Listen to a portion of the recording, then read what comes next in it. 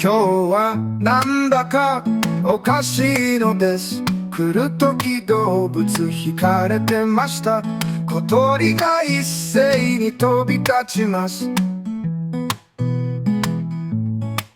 犬がやたらと吠えるのです。魚も全然釣れません。カワウがじっと見つめるのです。今日はいけない日なのでしょ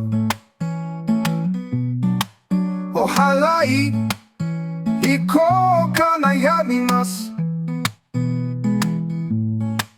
何かの呪いでないことを祈ってうちに引きこもります。